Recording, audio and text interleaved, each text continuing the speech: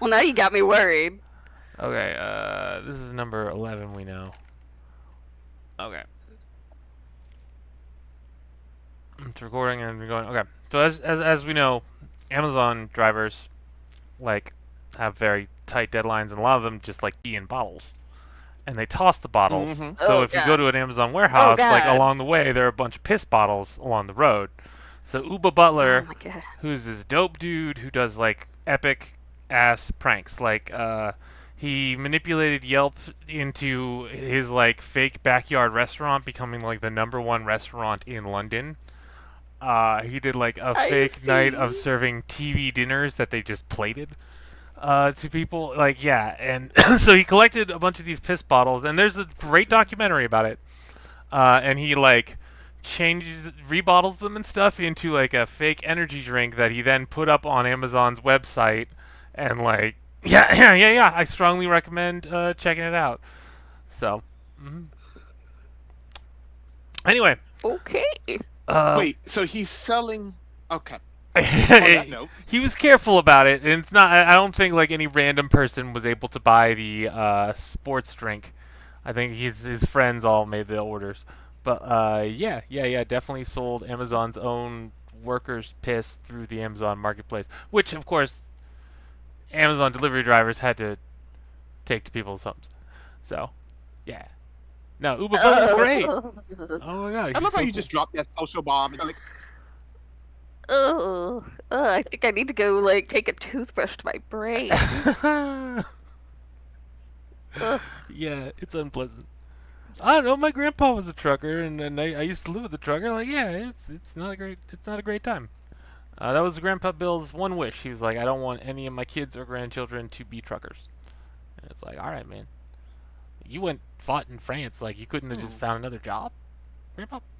Okay, all right, no, we won't become truckers. Uh, No deal. that implies that Americans actually respect veterans, or American companies No, I anyway. mean it's just like he went over there and like people were shooting him. Like you're a courageous guy. Like if you really wanted to get another job, you probably could have worked it out.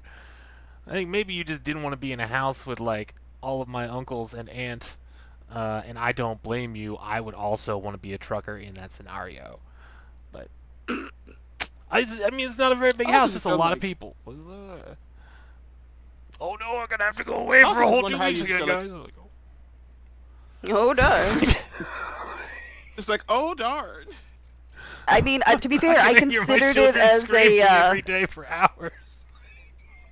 Oh I mean, shit. I considered that sort of thing when I had to move back in with my parents. It was like, I will go insane.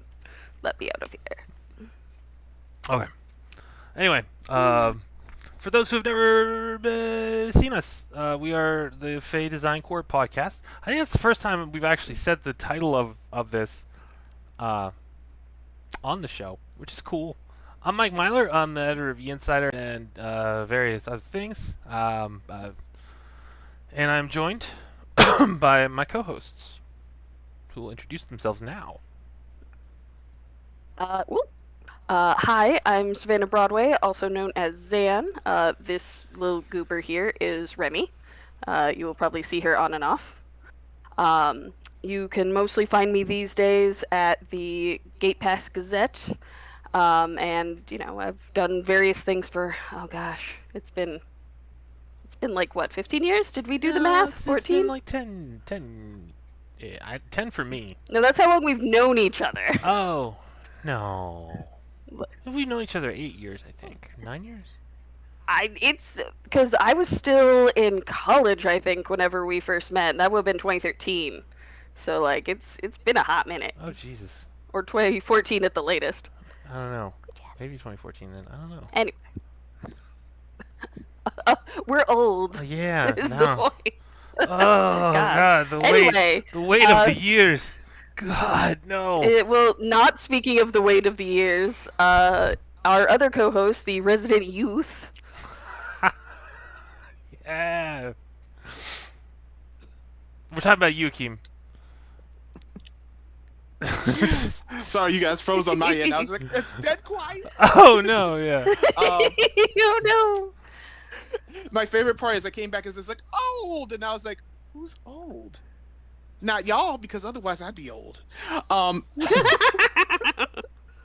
um, Hi everybody. I am Akeem Favor. I am a freelance writer, TTRPG designer, and occasional sensitivity reader. I have worked with numerous TTRPG organizations and companies, and I'm glad to be here with my buds. Yeah, happy holidays, happy Hanukkah to those who celebrate. Happy Kwanzaa, Merry Christmas. Ah, uh, You can be British about it. It isn't can there be a another happy one? Christmas. Ramadan's not now. Ramadan's like in February, and then Orthodox Christmas is Great question. in January. So I'm not wishing you guys fucking anything. You can wait a couple of weeks. You weirdos. No, my grandma used to celebrate Orthodox Christmas, and I think she just wanted to have a second Christmas. I don't think it had anything to do. Like I never watched her walk into an Orthodox church once in our whole lives, and I did lots of Christmas shit with her. I think she just wanted to have a second Christmas. It was like, who's gonna stop me? I mean, I was gonna say, wouldn't you? Yeah, Like, no, it was cool. Wasn't a big thing, but it was like nice. You get like a board game or whatever in the middle of January. Like, oh, thanks, Grandma. that's good to me. Yeah. All right. Okay, so first up we got gaming conundrums or favorite characters or games you're in or character lesson or your favorite working project. Um, Akeem, before you freeze out again, go for it. Yeah. So last episode, I talked about making my character for Fallout and being excited for trying that out. So I was Dude, actually able. Costco's selling Fallout Hmm? soda, like a Jones company. Ooh, hmm So if you go to Costco or you know somebody with a Costco card, tell them to grab you one. Yeah, nice. I saw it the other I week. just I love forgot. I was Fallout. gonna text you. I forgot. Nice.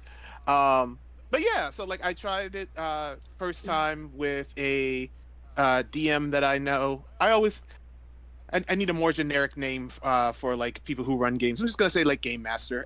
So it was fun. It was a very fun thing. So instead of new favorite character, I will say that I actually got to put the character to the test, and it was a lot of fun actually playing that character, and actually being able to just shoot radiation at people who were immune to radiation on my team, while the others were just drowning in radiation sickness. Nice. So how did the 2d20 mechanic work out in Fallout? What was the token? Did they do any of that, or how's that? Yeah, so like we used what's it called it Foundry in order to play it, and it's my first time kind of doing like a 2D20 mechanic, so it's kind of like a little bit of a learning curve. But I really enjoyed it as a system, and I've been kind of deep diving into it in general just to kind of get a feel for it.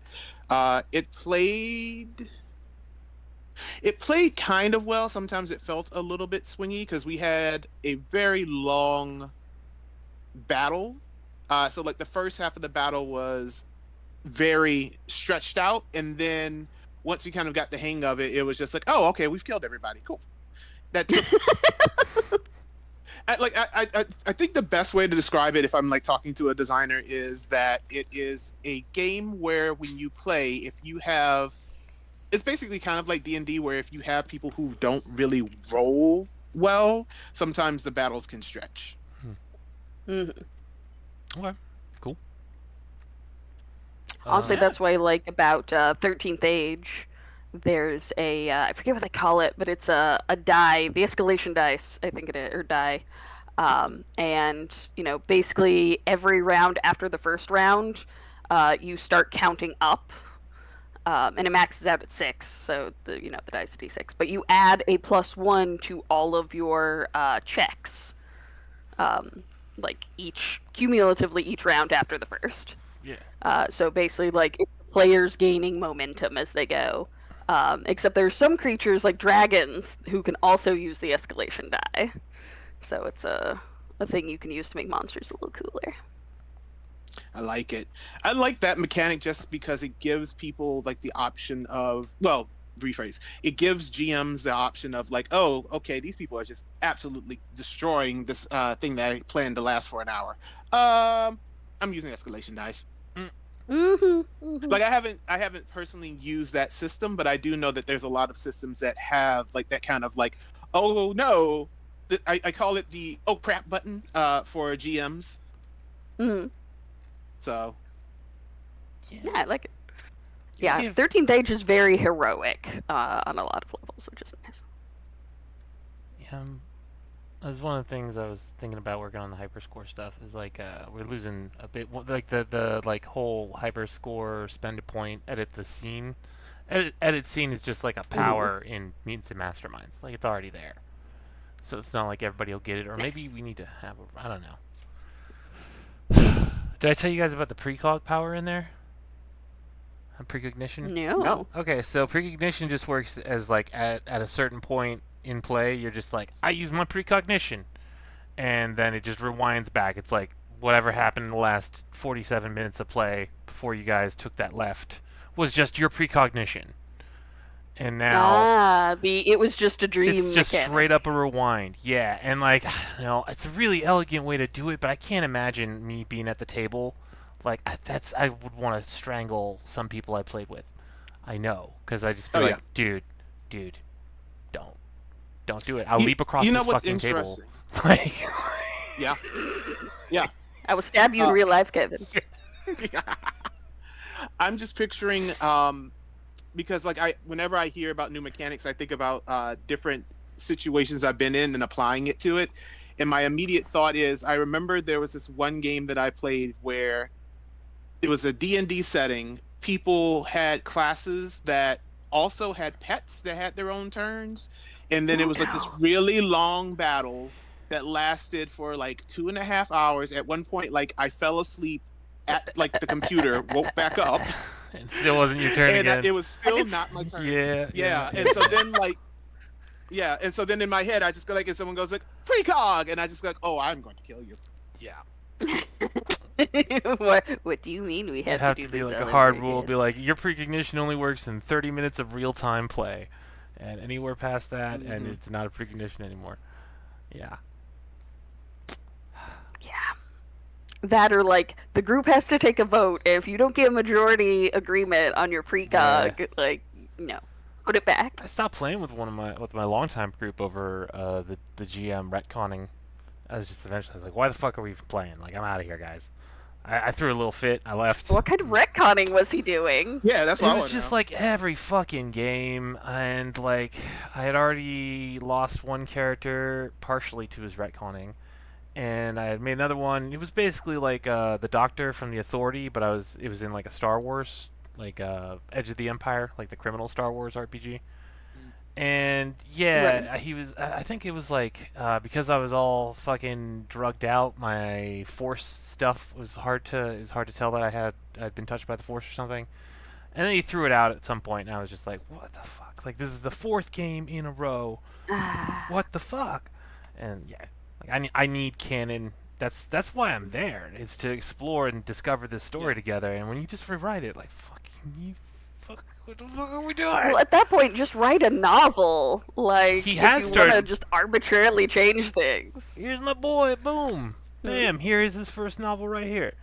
And I'm very proud of him. And I was the first person to read it for him. But like, yeah, I'm not coming to your table every Sunday anymore, buddy.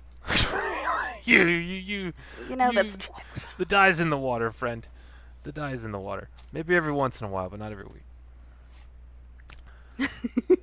That's what we did for my bachelor party. My best man ran a game, and then Chris came and ran like a one shot. That was it. nice. It was. It was really great. Okay. Well, what about you, Stan? What you got? Not speaking of 13th Age, I think we've talked about Invisible Sun on here before, a Monty Cook Games. Mm-hmm. It's sort of like a more complicated version of Cypher. Um, and it had so much potential, but it was just, I don't know, it was one of those, like, it was complicated for the sake of being complicated. Mm-hmm. But anyway, it was a good time. I loved my character, blah, blah, blah. And the whole point of Invisible Sun is that everyone is a wizard of some kind, and everyone had been in shadow, which is basically there are different suns, like different planes.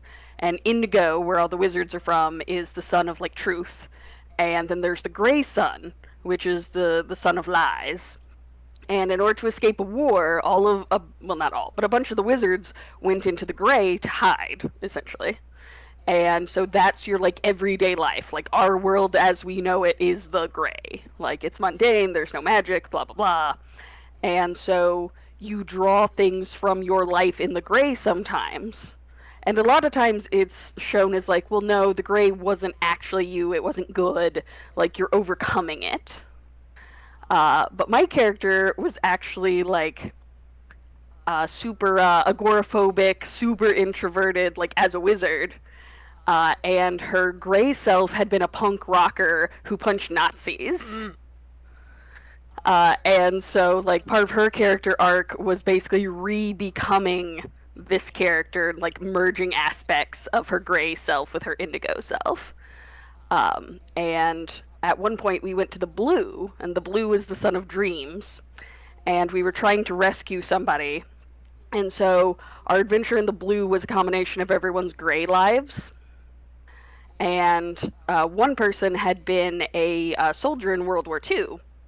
And so it basically, through a whole bunch of other things, it basically became you're at a punk concert and like neo Nazis show up. And so, like, most of the adventure was just beating up neo Nazis in a punk bar, and all of a sudden, the neo Nazis went all Voltron and turned into Mecha Hitler. They And Voltron. so then yes, and like it basically, well, I suppose they were less Voltron. They became Mecha Hitler, but then we Voltroned. So like my character was good with knives, so they were the arms, and like somebody was like super good at spells, so they were the head, and it was like so we had a mech fight with Mecha Hitler, and it was great. That is dope. That Yeah, makes me want to play Invisible Sun. That was a good pitch for it. yeah, no. Apparently, like it was super fun as a player. Apparently, it was very hard on the GM. Which was wild because we actually got the black box, which was like literally the devs will send you material like every month or something for your campaign. Damn. And the ideal is that they were supposed to take your feedback from your games and like work that in, but I wasn't on the GM side, so I don't know how much it fell short. But our GM didn't feel properly supported. Hmm. So I don't know. Your mileage may vary. Okay. I still have to try a cipher system. Mecha Hitler was not like yeah, no, punching Mecha Hitler was not baked in, so don't feel like that's the only way you can access. Cipher is fun. I have a slight like grudge against it in that it's one of those. If you have proficiencies, it makes the difficulty lower rather than adding to your roll, and that just rubs me wrong. But that's a different conversation. Oh, it's in Cipher System? Well, talking about Cipher separately, Invisible Sun was very Okay. similar to Cipher. Gotcha. Honestly, it's been long enough and it was complicated enough that I don't remember. But you could definitely like there were the aspects like a brave blade who rides the lightning or whatever. Yeah, I There were remember that. similar things. Yeah. Um, All right, this week I'll I'm have to find talking my about character sheet. the complete class compendium, which Akeem also worked on. It's on the backer kit now. It's not launched, but it's picking up followers. We're up to like 56 or something, which is good. But yeah, it's cool. You should go sign up for it and get the Gemini class preview PDF, which is also a thing that Akeem worked on. I made it. Well, you should give us a TLDR on the Gemini class because that sounds cool. Oh yeah, so the Gemini class is didactic, like agile warrior, right? So dexterity based, and instead of extra attack, you get think of it like offensive mirror image. So you can activate it, and then you create duplicates, which you get more of as you go on in levels, and the duplicates also get to make attacks, which deal damage and stuff. So it's like a weird semi-magical extra attack mirror image. That's the basis of like the combat mechanics for it. And then otherwise, they get like mimicry stuff and the archetypes are the duality part. So like when you wake up after every long rest, you roll d20 on a even, you feel really young, so you get like bonuses to dexterity and speed, I think it is. And then on a Hmm. odd, you wake up and you feel really old, so you get like a bonus to wisdom and shit old people get. And there's like a day and night one, meek and courageous one, and yeah, you should go download it and check it out. Akeem rolled in and devved it up. Nice. So he spruced it up and then added a bunch of the like level up part of it, which is I forget what we called it for the dual mysticisms, and then but like the social The pillar double stones, I think. features and the Oh yeah, exploration pillar features. So you can use it for yeah, 5e or you can use it for level up, but yeah, it's really cool. yeah. And the fun part is, like if I was explaining it to other people, go like, do you love you? Do you love doing things with you in battle? Gemini.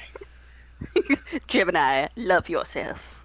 And they get to use the they get to use the buddy up, the buddy up combat maneuver tradition, like with themselves. Oh yeah, Hmm. Yes. No. yeah. They were originally It, made for E Insider, and then yeah, they've been like tuned up for 2014 and level up, or 2024 and level up, and level up offered a The lot of buddy really up great. combat tradition is that does not ring a bell. The Was sanguine that knot, for this? sanguine knot tradition, I think yep, it's called. But it's the Gotcha, one where gotcha. you need an ally for everything. Um, yeah. I Mm, always thought of it as the buddy up. And yeah, and that's that's fair. 11 other classes too. There's like a blood mage, the blood weaver. There's a speedster class, um, the diabolist, which is like if you ever played Marvel vs. Capcom, it's like being Blackheart in Marvel vs. Capcom. So like originally diabolist was you just summon demons or whatever your archetype is for. I got to play it for a little while, and it's super fun, but it sucks for everyone else because eventually you're just like commanding a little army, and you're taking up all the table's fucking time, Right. and that's not fucking cool. So I tweaked it around. You still get like one buddy, but then mostly it's like abilities. So like one was like an enormous portal appears, and there's just like the thumb of something the size of Godzilla appears and like lifts up a boulder for you for like a minute. And then just like disappears back out of Nice. the portal. Right, so like you're making like real packs with these huge entities, and they're just like a little bit of help. And like you actually get to see them turn up, Yeah, which like yeah. never Like Yeah. happens. my favorite ability was like it's like a clawed hand just appears and scoops up a huge amount of earth and tosses it. I just love the idea of like, Nice. I entreat great powers, Eldritch Blast, Eldritch Blast. Yeah, that's cool, Greg. That's cool. However, Yeah. Yeah, no. Remy, where are you? Yeah, so There. that's what's up. That's what I. Yeah, I gotta go. I gotta order my proof, but I think I'm done fucking with it. Like I went through and changed the kerning on a bunch of stupid little itty bitty fucking bits because I didn't like how the Oh yeah. R's were running into the A's or the I's and all. Mm-hmm. So I'm done fucking with it now. I gotta order the proof, but yeah, the layout's been done for a while. Nice. And then otherwise, I've been doing layout for. I started laying out the Pathfinder 2e version of Legendary Planet for Legendary Games, and I complained to you guys in the Discord chat about this, but like I don't understand. So they have these little symbols for action, 2 actions, 3 actions, free action, or reaction. Um, the if it's for dyslexic people, I'm extremely skeptical, and I would like to see like whatever paper or essay was written about like the proposal and like who did it and like were they actually qualified to fucking do it, because I can't imagine looking at it and being like, yeah, that's much better. And then like if it's for formatting purposes, there's all these other choices that they made in the trade dress and like how stat blocks and stuff look, where like you why did you want to save you don't give a fuck about saving space. This definitely can't be about saving space.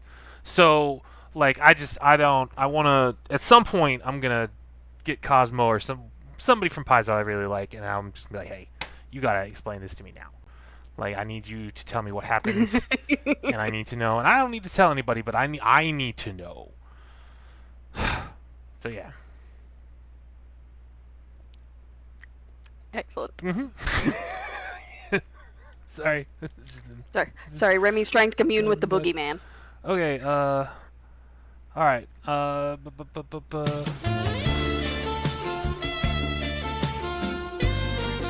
Thank you. Transition. Favorite new project that is not ours from which we cannot profit. Akeem, you're first in the list on the documents. Why don't you go? Oh, sure.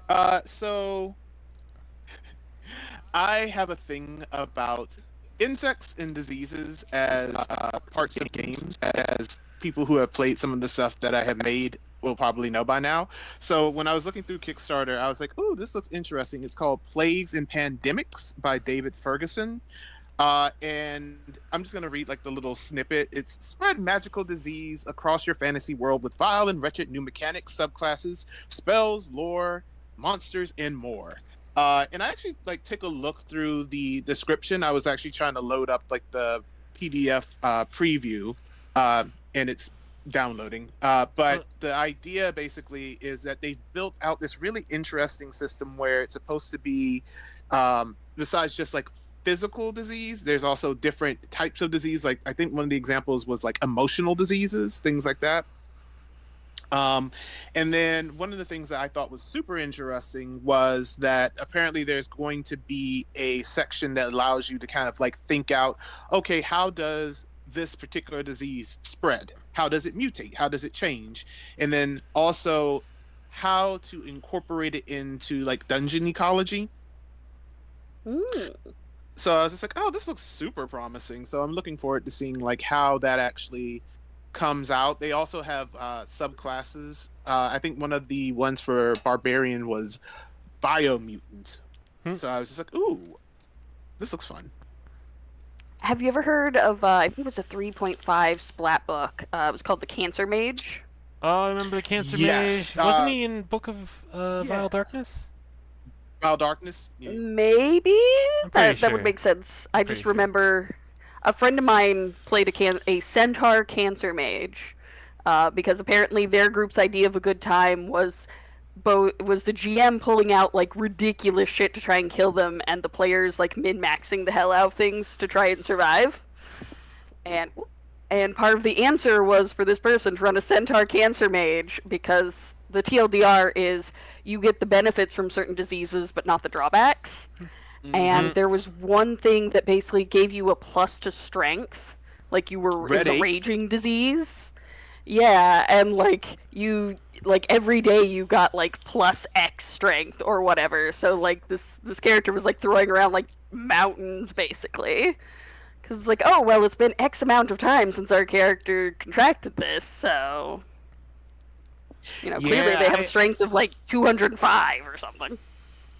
yeah, it gets nuts. I do remember that class just because I loved the Book of Vile Darkness, and the Book of Exalted Deeds I think was the opposite one. But the Book of Vile Darkness had like the most random, I think, classes, but like they also had like the weirdest spells. Like some of them were just like, oh, I don't remember exactly what spell it was, but I remember just going like, yeah, I see why this book, like this particular spell is in here. I don't know if I would use that, but I see why someone would make it. And what the hell? I think it was from the Book of Vile Darkness that there was one where you had to kill like a certain number of good aligned members of your own species to like do the Yeah. ritual. And I remember thinking like, oh God, what if a drow tried to do this? Like, would other kinds of elves count? Because otherwise, if you had to find like say 10 good aligned drow, like they'd all be heckin' dritzed because you'd have to be like super tough to survive as a good aligned drow. Oh, you just go get some Yeah. Cult of Sarenrae. So that's the Book of Exalted Darkness, which was my Oh boy. yes, Yes, the baby. you worked on that one, Zan. I did. It was great. The Purpura. Ah, they're not Smurfs. They're Purpura. They're purple. They have different kinds of hats. There's like a it's whole little mini system for legally capturing them distinct. and torturing them and turning them into different concoctions. Yeah. No, that was a fun book. For the Gargamel in all of us. It's maybe my favorite illustration by Andy Martin, because it's got like a little like, oh god, TLDR. If you are disturbed, pause, skip. It's got like a little like Trigger warning. amputated like all the limbs have been amputated, but it's still alive, and it's just like hopeless looking. And there's another one like on a torture rack, just like screaming, and you just see the back of the guy like ripping through guts on another one on the fucking table. It's so good. I gave her almost no art direction, and it is one of the most rewarding art orders I've ever made. I What's mean, it is fascinating? called the Book of Exalted Yeah, Darkness. no, it delivers. It delivers. Yeah. Yeah.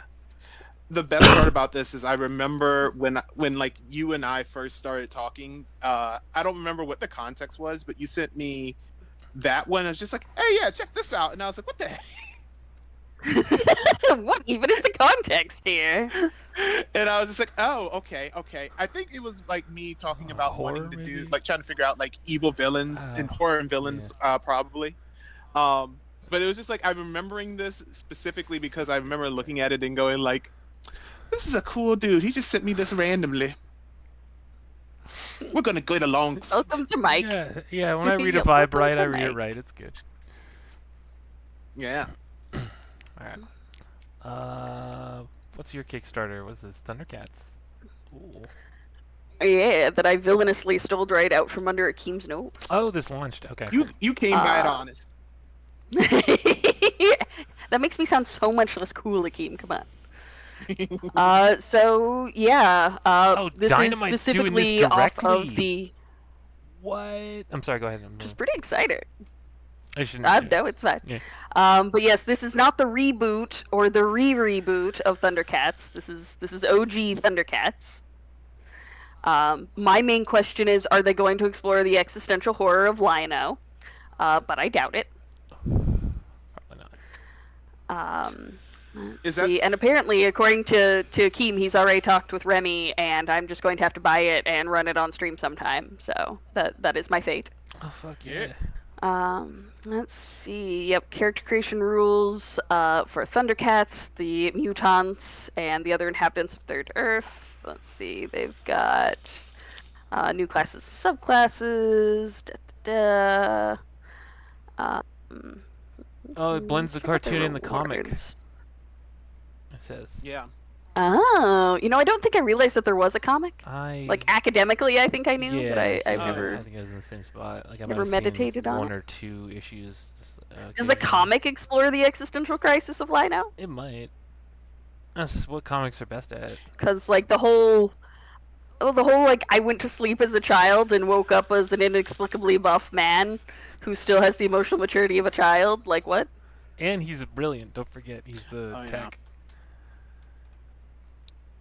Yeah, I just don't know. Maybe Hardcover's he has going some sort of like for computer programming while 60. he's asleep.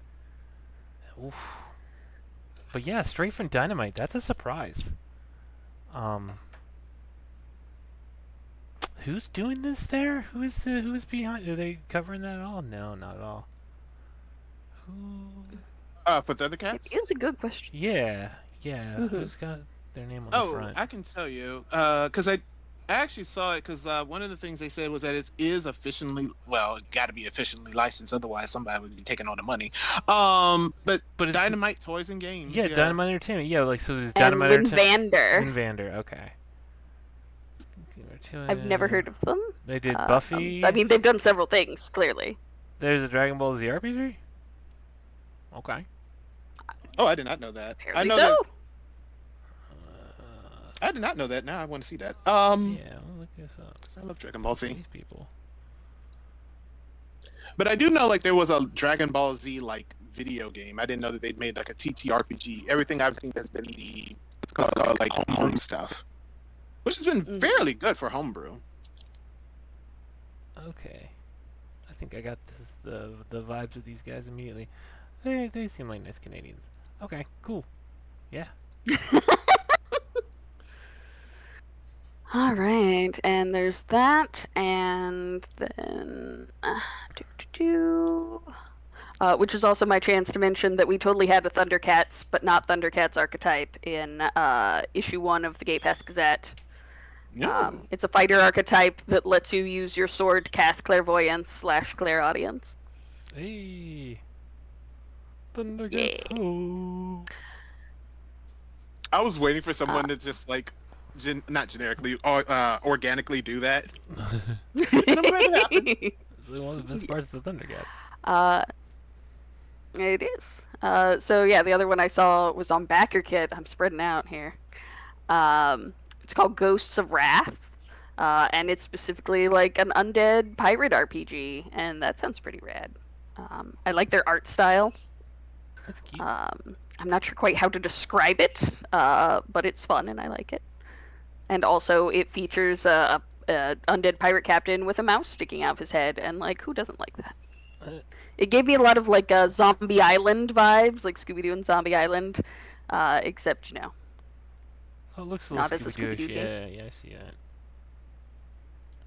Cool. But like Scooby Doo, by definition, doesn't really involve combat, so it would have to be slightly different. All right. Well, this week I will not profit from it. I did write some stuff in it. um, Insiders, well, not Insiders. Ian Publishing is putting out an Enchanted Trinkets book, or tome, I guess. It's like Enchanted Trinkets are a thing I came up with for Insider. They're all like uncommon magic items that have listed gold costs. So it's 150 gold or less every single fucking enchanted trinket. And then, in theory, because I think I did a pretty good job, but the way it works is it's supposed to be some like very minor effect, right? Because it's just an uncommon magic item. And so like Mm-hmm. the toaster knife from Hitchhiker's Guide, right? Perfect enchanted trinket. You can Mm-hmm. use it to make perfectly cut sliced toast, which is a fun little magical thing. Or if you want to break it, you can like stab it into somebody and deal some like magical fire damage or whatever. Now it's gone. That's an enchanted trinket. This book I think has like 500 or something of them. Yeah, 500 enchanted trinkets. I Uh, could. yeah, right. Like so, this is a good. I might actually get up in Jessica's business and make them send me a copy of this because I would like to have that on hand. Just to be like, all right, guys, what do you Nice. find? Okay, it's an ink pot that smells bad, and you can throw it at somebody and make them gag for a minute. I don't know, but like that's what it's all stuff like that. So Mm-hmm. yeah, That's awesome. honestly, It reminds me of hmm? it's great because like a lot. I did it kind of because I love giving out treasure, but I always regret it. You know what I mean? I'm like, hey, now you guys got cool stuff, and then like not 2 sessions later, I'll be like, fuck, and if I take it away from them, they're gonna Why lose did their I do mind. that? So like it just escalates. But like, yeah, you can give out all the enchanted trinkets you want. You're not gonna unbalance shit. It's great. What were you gonna say? I'm And sorry. what were you saying, Akeem? Oh no, you're good. Just it did make me think of what was it? I vaguely remember someone had they call it like the ring of finger gun. So basically, like you do like this, and it does like one force Mm-hmm. damage to someone within I think 5 feet of you, and I was just like, oh, this is so dumb. I want it. Yeah, that's perfect. I need it. So, yeah. Yeah. The favorite magic item that I gave out to my players because they were also very hungry for magic items was it was the wand of soup seeking. Oh, And if you held it, it would allow you to smell the nearest soup in whatever direction you pointed it. that is awesome. So it was not even like an enchanted trinket. It was just sort of like a magic keychain. Yeah, that's a good way to think of magic keychains. Yeah. Yeah. But if they kept insisting on magic items, I was going to give them shit like the wand of soup seeking. Yeah, I mean that's half the fun. It's fun little wondrous little, it sets the mood, gets everybody like Yeah. feeling characterized. Like this is my thing. And it's like okay, dude, good. I'm glad you're establishing character. Like yeah, no, it's an important part of the game, and it shouldn't you shouldn't be forced into a position where it's like oh, I'm gonna regret it. Like no. There should be a ton of fucking cheap, stupid magic items already in the book, like in the core rules. Mm-hmm. And yeah, Enchanted Trinkets fixes that lack. So yeah, Nice. I launched today. They're already up to $6,000. I think it's probably going to be one of their better ones. I'm surprised. It's December. I cannot believe they're running one in December. That's crazy. And who Yep, else? they just broke 6,000 here recently. What's their face? The Draw Steel people are running one now too. It's just nuts, man.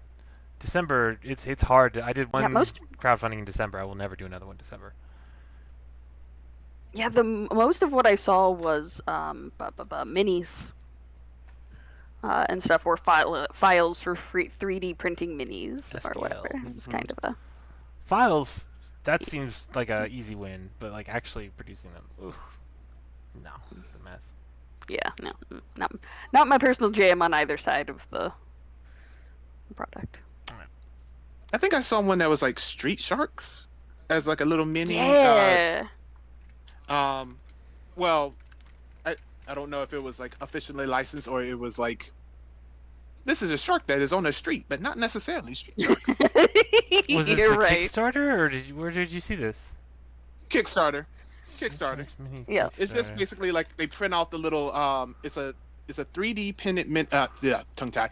It is a 3D printed mini that basically they come in pieces and then you put them together so that it's not just like hey, this is just like one solid blob of whatever the material is. It's like click click click click click. So Mutant I just Street like I saw that Sharks, and I high was quality like, 3D miniatures figures available in STL and pre-sorted files for tabletop games to collectors and enthusiasts. Yeah, that is Yeah. the Street Sharks Like, guy. I saw that, Yeah, That's fucking him. That's the main guy. Yeah. Oh, yeah, no. And I was like, I don't know if this is licensed or if it's just as like random, but like cool nonetheless. Because I also love Street Sharks and what's it called Street Sharks, Biker Mice from Mars, all that stuff. Street Sharks was dope. They had the oh cool gosh, stuff. what was it? Wild Star? Was that the one with the Outlaw Star? Wait, the it game? had like Oh, I was thinking of the show. I think it was like an 80s show. Oh, let me see. There's an 80s anime called that the Outlaw one where Star, it's- I'm pretty sure. I think it was 80s. That's also a good anime. Is Wild Star the one where it's like they all come from different planets? Brave Star. There we Brave go. Star. Yeah. Brave Star, animated space western. Had like humanoid horses and things. Yeah, I remember Brave Star. Nothing beats Bucky O'Hare, man. Are you kidding? Bucky O'Hare, Bucky O'Hare. No, nobody else. Bucky O'Hare. He's the green rabbit. Nope. Dead-Eye Duck, the six-armed duck. Nope. I don't know that one. Oh fuck. Nope. Okay, it was an amazing Oh, NES there we go. game. That's And yeah, Bucky O'Hare is dope. there we go. The Wild West Cowboys of Moo Mesa. That was the other one I was thinking of. What's Cowboys? Mesa. It was clearly like Street Sharks, but cows and the Wild West. I think 80s and 90s is just like full of let's make animal type heroes. Well, so there's this. Well, they were doing it to sell like action figures and Yeah, stuff, so these it totally makes laws sense. changed Yeah. in, what is it, 83 or 84, 85, somewhere in the mid to late 80s. The laws changed, so like prior to that, you couldn't make toys, or you couldn't make like animated shows, etc., specifically for toys to sell toys. Like, so you could have like a Howdy Doody doll, because Howdy Doody was like an entertainment and like educational children's show. But you couldn't make the Transformers cartoon to sell Transformers toys and no other purpose. And then they dropped that law, or they appealed it, or whatever the fuck it was. And yeah, then you see this explosion. Or they just stopped enforcing it. Yeah, I forget what I thought it was an actual agreement, but yeah. So that would be the It explosion very well might have been. There were a lot of them. awesome ass cartoons up until the mid '90s. And then I don't know, weird But yeah, stuff it's starts kind of like happening. there's technically a law that. Yeah, there's technically a law that like farmers can't change prices for like big box stores versus small stores. Is technically the law, but it's never enforced, which is why like food deserts happen, because there are no mom and pop grocery stores because they can't like afford to buy the produce because farmers would rather sell it to Walmart in bulk. But anyway, Well, yeah. not RPG related at all. What's the but geeky related, and I think it's close. Fair. All right, we ready for the. That wasn't good. I didn't like that. Toasty. I like that better. Toasty. What is Toasty from? I have no idea. I know. I don't Whoopsie. know, but it's weird hearing it, and I like it. Okay. RPG news and speculation. Uh, I'm gonna start this one. Larian Studios Yeah. did like an article with Bloomberg talking about Baldur's Gate 3 development and like the next Divinity game, and how they're using AI and like I don't know, man. What? Yeah, I know, right? Like I was like, why you guys? You have all the people. Do you need this? And they're like, oh, it's just they're just using it for like making PowerPoints and stuff. And yeah, he said I think they also said concept art, yeah, concept art. just like play Yeah. concept art. The quote that I Mm. disliked the most No. is Vink said, but I think at this point everyone in the company is more or less okay with the way we're using it, which is, I don't know if I believe you, man. But yeah, That more or less is doing a lot of heavy and lifting. writing placeholder text, that is gonna fuck you guys. Listen to me now. Oh yeah, That's it going to is. fuck you guys. But yeah. So and this kind of brings me. So like Steph and I were talking yesterday. Well, me and Dylan, it's my friends and I, other discussions. Disney made a big deal with AI, OpenAI, which isn't like immediately Mhm. concerning because like what are they going to really do?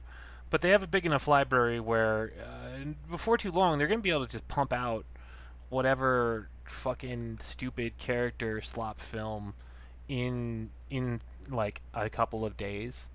So where regular creatives will spend several months producing a film, in that time Disney will have 7 Gaston feature films because they know exactly like they'll be able to teach the computer very easily. This is what Gaston's nose looks like this with 3/4 lighting or whatever, and you're not gonna be able to compete in a marketplace where there's 300 Disney character films for your one traditionally made handmade thing, and it's just so it's not gonna like make real art not exist anymore, but it's gonna change the way everything works, and there's just gonna be fewer real. There's gonna be less real art. I don't know. That's kind of veering off topic. I Well, and apologize. just seems like a very like penny wise pound foolish move for a like For a top an dog. intellectual property like place like Disney like ugh. Yeah. It's one of those things of just like kind of going back to like what you just said. It's also okay, like you also will have people who are it's just become like this mound of okay, here's like 18 different I think the example you used before was like Gaston, Yeah. and in my head I was just like yeah, and then like that's gonna have to compete against like people doing like their own like kind of like fan arty stuff. Because I do know like there is also kind of like this, I wouldn't call it underground, but I do know that there are a lot of people who make Disney inspired media, not for money, but for fun. So it's just like, oh, great. Now, like Bob, who has put in like a whole bunch of time and effort into making like their own little Gaston short movie clip, is now, okay, now I have to compete against like 18 other AI things that just got made yesterday. And it's the same problem that I like don't know. appeared Yep. with like you know Asian animation houses, right? Because they have like a much better work ethic, and they just produce like Miyazaki Studios, or was it not Miyazaki Studios, Ghibli Studios, but like Ghibli Studios output Oh, yeah, Ghibli. far exceeds anything Disney in the 60s or 70s or 80s or up until they got computer generative stuff. Um, yeah, so it's not like a new problem. It's just a yeah. I don't know.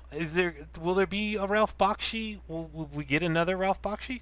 You guys don't even know who Ralph Bakshi is. The guy who made Cool World and Nope. other very cool animated. You never saw Cool World, Nope. Mm-mm. dude? What the fuck? It's okay. So that's homework for this week, guys. It's early Brad Pitt. It's like it's pretty good early Brad Pitt, honestly. And half of it is animated. You should definitely fucking watch it. It's not for kids. It's called Cool World. It came out in the 80s, I think, or maybe early 90s. I've seen of it. I've never watched I'm it. Now that I see appalled that you haven't the actually poster. seen it. Like when you see it, you can be like, oh my god, this is my shit. Like yeah, Cool World, so fucking cool. And yeah, Ralph Bakshi did Cool World and a bunch of other like very cool traditional animation films. I think he's finally done. I think he's finally retired after the last one. Um, Fire and Ice. Did you guys see Fire and Ice? You might have seen Fire and Ice. Yes, we actually Ralph. watched that on Professional Yeah, we Goblins. did. It was a Yeah. fucking time That's Ralph Bakshi. Yeah. So like, will that ever with happen like again? Conan style Batman, Mm-hmm. Conan who Batman. wasn't the main character for some reason. Wolf Batman. That was so cool. Yeah. And you said fire and ice. Okay, I'm Fire and writing these Ice. down. It, it's such a time. Yeah, It's so Ralph weird. Bakshi, There was like an Bakshi. orgasmic ice magic scene. Yeah, It was weird. it's some of the stuff he like. There's a couple movies he does that were just straight up meant to be very offensive. One's got a slur in the title. I can't remember which one it was. Oh, Toasties from Mortal Kombat. Is it? I thought it was Whoopsie. Fuck. Maybe I Mandela'd that. I- So anyway, yeah, it's terrible. Maybe. Bad, Larian, bad. Why would you do this? What a silly thing. What's this video game? Is this the one? Is this from the Montreal studio? What is this? Oh yes. So that is. So they put out a teaser. Yeah, sometime they put out a teaser trailer for a new Dungeons and Dragons video game that they are currently working on. It's just a teaser trailer, so It's a there's not a cinematic. lot about it yet.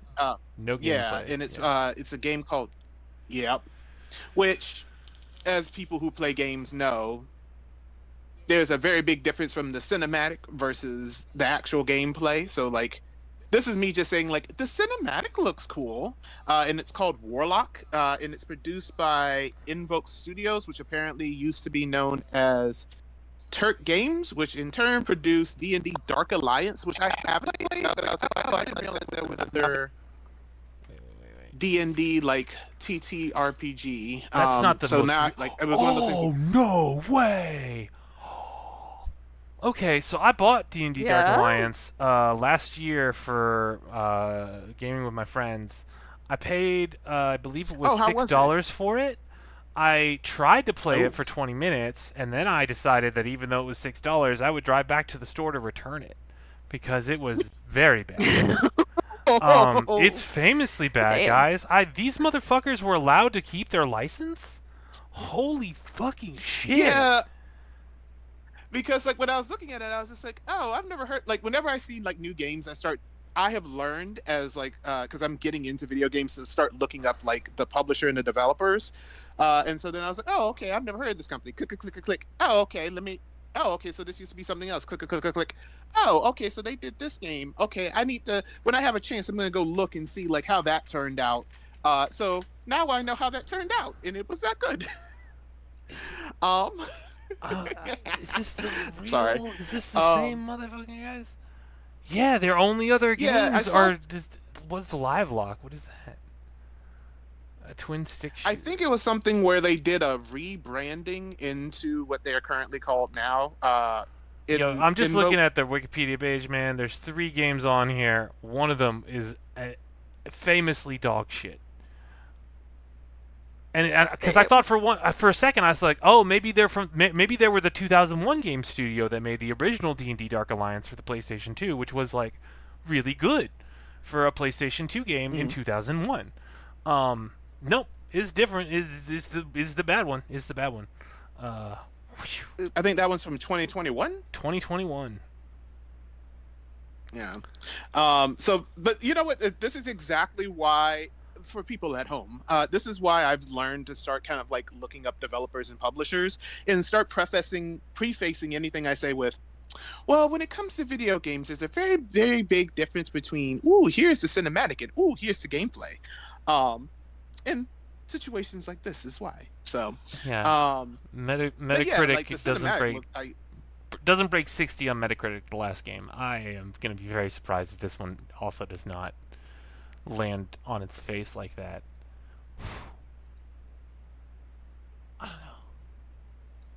I agree. The cinematic did look nice, I suppose. Did everybody freeze? Oh, everybody froze. That's not good.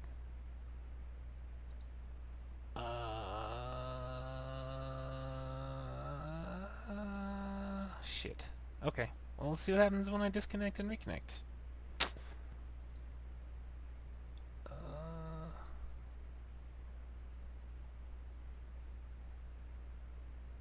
Did the internet just break?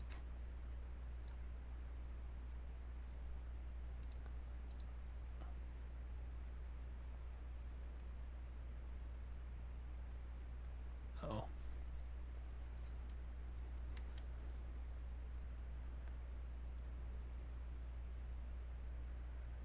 Uh-oh. I do not know what is going on. Failed to start camera, failed to start camera. I can't hear you guys. Oh,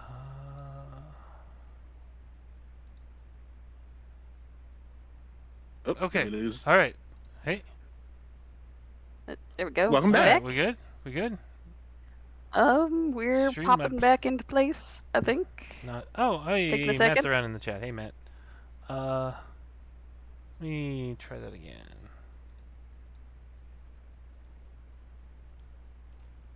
Oh, Streamlab is really not Nope. liking this.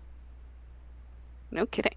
What if I make you invisible again? Oh, hey, that worked. Hey, all right. I think we're good. Okay. All right, Woot woot. watching the stream now. I exist. Everyone else exists.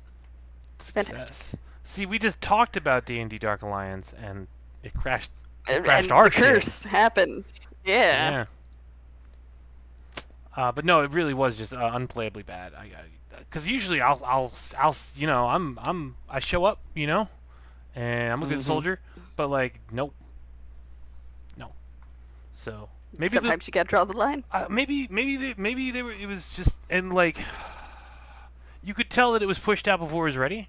Like I felt bad for the people who worked on the game because like I could tell it was like 90% done, and the 10% where you polish it and make sure it all works and doesn't bug out and fucking suck, didn't get to do that. And then It's an important part, as it turns out. yeah. Maybe they were fucked because that was specifically a cooperative game. Have you seen anything in the Warlock stuff where they explain like, oh, it's only for one player or anything at all? Or It looks like it's one player, where it's supposed to be the main character's a warlock for. It doesn't say who the patron is, but I get Raven Queen vibes. So all right.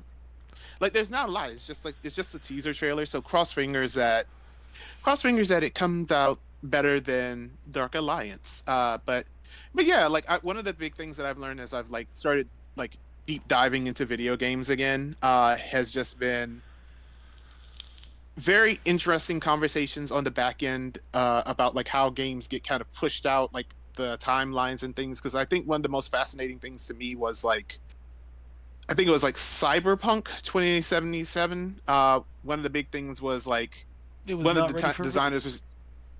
Yeah, and I vaguely remember there was this one thing of like one designer saying like, we learned that what the new like release date was from like seeing like a marketing thing. No one told us. No one like marketing told us when the thing was. Yeah. So like that was when it was kind of like that whole. I will stop myself because I'm going off topic, but I will say like that's one of my big things, just kind of like the background behind like gaming, because I'm super interested in the like the production aspect. So the politics. Anywho. All right. Well, I have a game to talk about. So let's. Yeah. Somebody give me something. Pick a sound, any sound. I like what you got.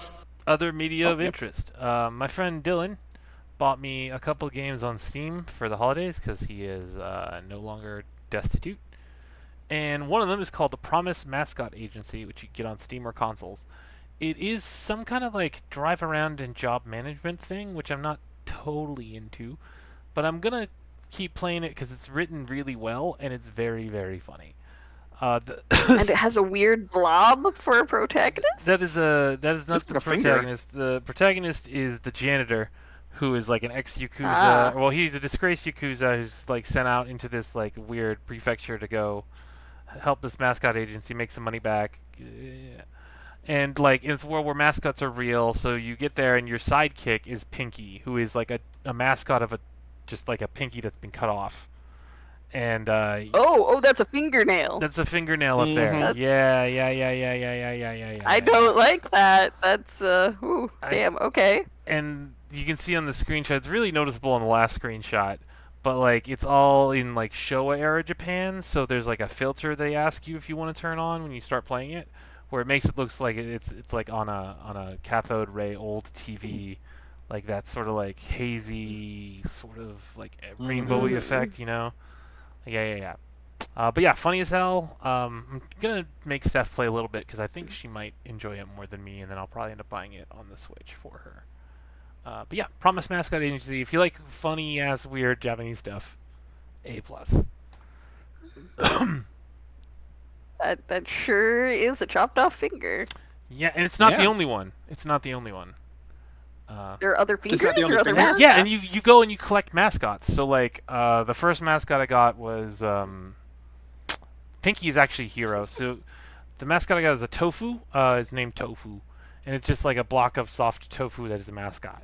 And so like you get offered jobs like, oh, there's a bookstore opening, and you assign a mascot to go do it. And then sometimes the mascots will encounter problems. So in this case, Tofu like got stuck in a doorway and wasn't able to get out of the doorway. So then you play hero cards. So like the convenience store girl who now quit her job to work back at the mascot agency and Pinky are hero cards, and you play them against the doorway. They destroy the doorway. Tofu's able to get out. Job is successful. You collect money. Tofu collects money. Build up your mascot agency. Okay. Yeah, no, that's what I'm saying. Like, I'm not against it, but like, it's already kind of what I do for my job already. So like, yeah, it's not as exciting for me as if I was delivering mail. But it's hilarious. So I'll probably stick with it for a while. It's yeah, it's fresh. Nice. All right. Anything that you been messing around with, Akeem? As you guys know, I've been getting into horror. I didn't put it down, but one of the things that I saw when I was looking at video game streamers was games by Bobart Games. So one of the things that I'm going to get is No Means Nothing, which is a psychological horror. And they I'm trying to figure out the best way to describe the psychological horror, but it's basically a game in which you are trying. Trigger warning. It is a game in which you play as someone who is basically almost out of money, dealing with work sexual harassment, while also navigating your personal ability to exert your boundaries and say no. Okay. Okay. And then empowering, I guess. Oh, go ahead. That sounds empowering, I guess. I Yeah. don't know. That seems like a topic I shouldn't be. It's not for me. So yeah, good job. Yeah. It's the way of horror, not for everybody in every facet. Yeah. That one also, I think they do like not group games, but like they'll put together bundles with other people. Because I saw them, it was like a weird connection thing. Because one of the people that they did a bundle with was the game No, I'm Not Human, which is what I talked about a couple of months ago.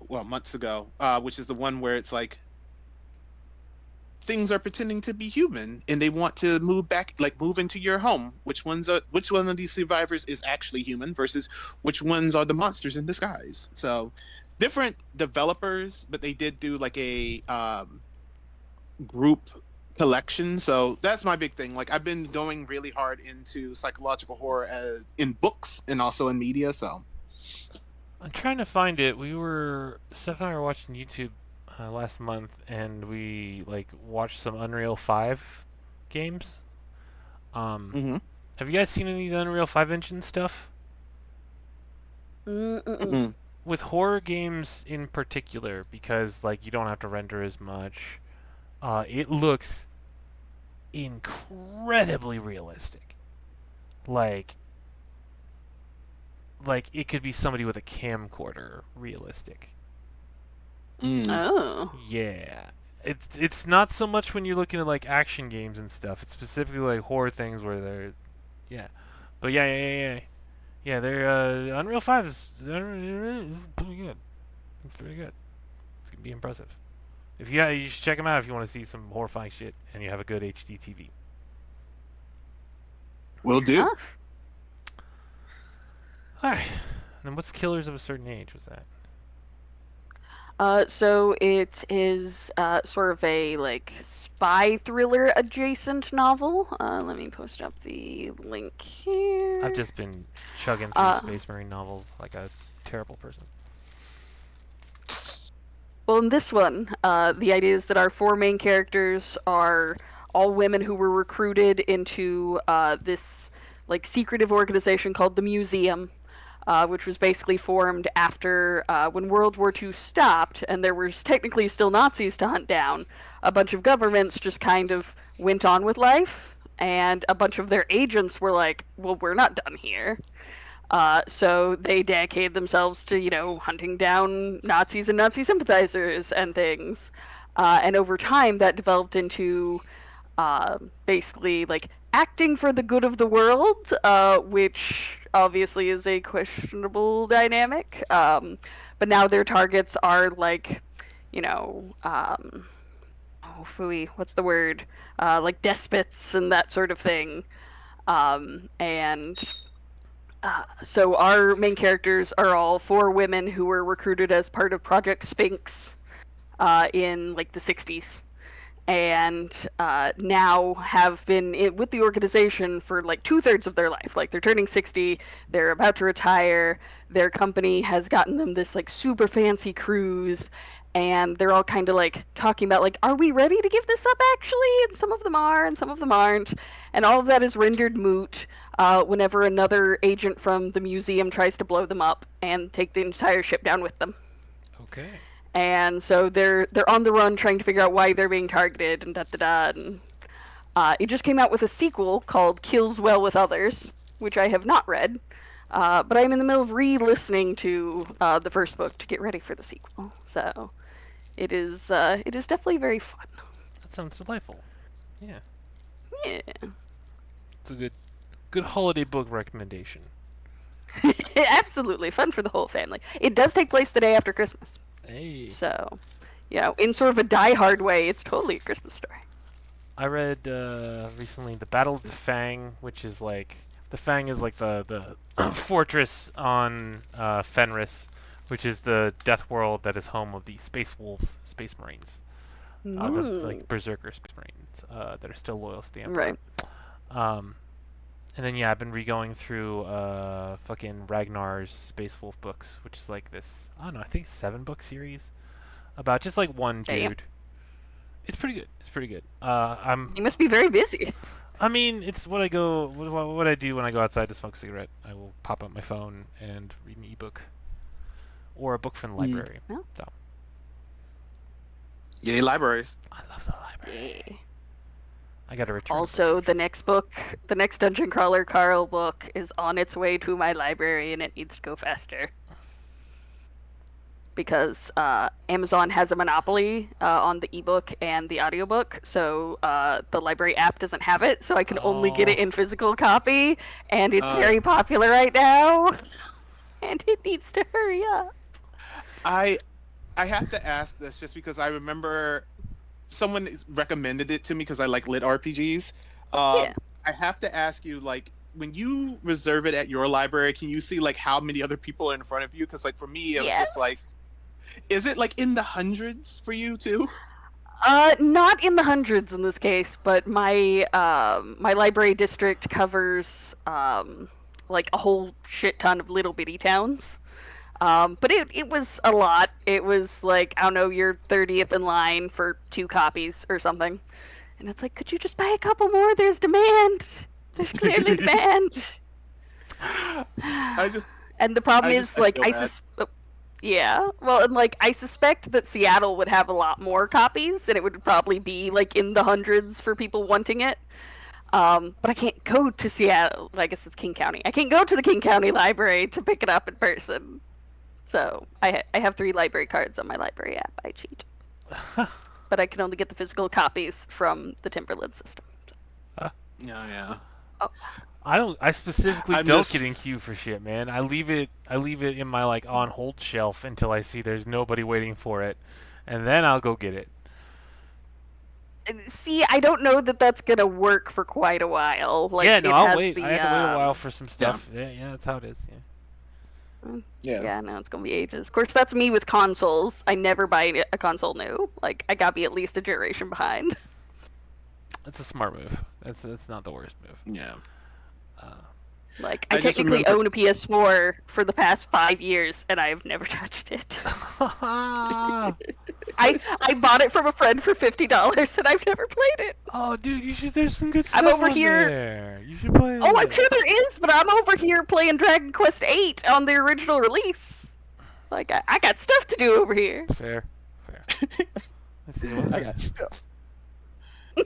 Oh, I gotta play a game from 2002. get Spider-Man though. It's gonna look Oh, horrendous fuck. on my TV. It's going to be terrible. Spider-Man's so good. Ghost of Tsushima. Oh, you're missing some good games. Yeah, I specifically, like, the person specifically sold it to me so that I could play Dragon Age Inquisition and we could talk about it, except then I stopped working at the place where we both worked, and then she stopped talking to me. So then I didn't feel obligated to play Inquisition. Yeah, Inquisition wasn't good. Wait, I got, Dragon Age Inquisition? yeah, I got lost somewhere Yeah. in Dragon Age Inquisition, and I just couldn't pick up the plot again. I was like, this is too much to try to recover or whatever. the See, fuck I'm at. My problem is that I love the playstyle of Dragon Age 2, and no one else in the world did. I thought Dragon Age 1 was where So- they topped out. Like, I thought that was the best one. Because the second one, you have to was listen the to that best story. fucking dwarf forever. He's so smarmy. And I just don't want to. Yeah, no, the story was way better in Origins. To me, the gameplay was way better in 2, even though they fucked up the elves. And I've not played Inquisition, so I Oh can't... yeah, I was just talking to Dylan yesterday or whatever it was, and like we were talking about like weird like shooing in of sex scenes in games, right? Because like Dragon Age is one of the only times where I was like, oh okay, cool, this makes sense, this is fine. I don't have to watch like fucking pixelated penetration. Like, good job. But like, What always got me, though, is like when the romance started, your character's face was just blank. It's like, yes, this is a romantic moment. I remember Let like us Morgan kiss. walked up a little bit. There's like a little bit of dialogue, and then I think it just faded to black. And then it was like, "Here's the next day," and it's like, great. Like that's this. I don't need anything else. Like this is great. You've established what we need for in the story. Like I also don't need like the camera view from the point of the spear tip going into a dude's abdomen. Like you know what I mean? Like Right? No, Yeah. that's fair. That's fair. And in Cyberpunk, one of the I've had sex twice in Cyberpunk 2077. One I think compulsionally like is required by the plot, and the other one I thought I was just like going somewhere to get a side quest, and then it's like, no, she's a dominatrix. Here you go for 5 minutes, and I'm like, thanks for the XP, I guess. Like, I feel like there should be a setting. Like, do you want to go through this Yeah, sex cutscene? No? Cool. that would be preferred. That would be preferred. Oh. This is actually funny to me because, like, I still remember way back when I was, like, playing Mass Effect. And I remember I was, like, playing through and I was just like, all right, now I'm trying to remember who it was. Oh, I was trying to romance, like, Caden Alanko with my character. And somebody was just like, you realize that's locked, right? But you have to play as a woman in order to do that. And I was like, oh. And like I had this, like I was sitting there going like, oh, this is the one time I actually tried to do a thing, and now I have to. Okay, all right. And then like, I think the stupidest one was what was it? It was like some game that I played where I was trying to talk and then play the game at the same time, and I vaguely remember just going like, oh, okay, I missed a scene. It must not have been that important. And then later it's just like, oh yeah, this is our kid. And I was just like, oh, that's what that was? Oh, I missed context clues. Oh, that's amazing. I think that's how a Yeah. lot of second families start. I think that's how that begins. Just like I missed context clues. some- That's a what? Something That's happened. whose? Oh, okay. Hold on a minute. I have a business trip I have to take, honey. I'm gonna have to go. I gotta pack my bag. Yeah. I think that's how that goes. All right. Okay. Are we doing any design today? Or no. Are we doing yet Uh, another episode with no design? I mean, we didn't start planning the bunny wizard shadow bunny wizard money bunny gang. Shadow Wizard The Money Bunny title Gang. eludes Shadow me. Wizard Money Bunny Gang. There you Yeah. go. We didn't start planning to do that, and I would like to get back into it. But also, I've had a lot of coffee, so SWMBG. I think maybe we should talk about like doing that as like one of our little like maybe like an off session. Make that like And let's then just make way that we like can- next week's episode or next episode, not next week. Next week, but it's the 30th or something. Yeah, next episode on the 30th. mm. Okay, and I'll make like a little banner and maybe a title, a logo title for Shadow Wizard Money Bunny Gang. There we go. Well, and that'll be during couch week, so hopefully I'll be refreshed. Okay, all right. I take the week between Christmas and New Year's to become a couch. We'll make that a design Oh, episode. okay. Not a couch potato. That's a skill issue. An entire couch. That's a good move. But yeah, no, that sounds great. Sorry for the technical hiccup, folks. I will probably not fix that. So if you're seeing this on YouTube, now you know that I did have no intention of fixing it. So thanks for watching, though, and for everybody who came and chatted. And yeah, where can we find you on the internet, Savannah? Let's see. You can find me on Blue Sky at savannah.broadway. More importantly, as of this morning, you can find Remy at Racket Remidim on Blue Sky. Oh, Yeah. And what about you, Akeem? Yeah, you can find me on Blue Sky as well. I am Ogre King. You will see me making posts about video games, TTRPGs, and really cool books that I read in book club. Nice. I'm on Blue Sky. I think it's just Mike Where you Myler. should be posting your baking and aren't. Yeah, Mhm. I should. I told you to tag to make.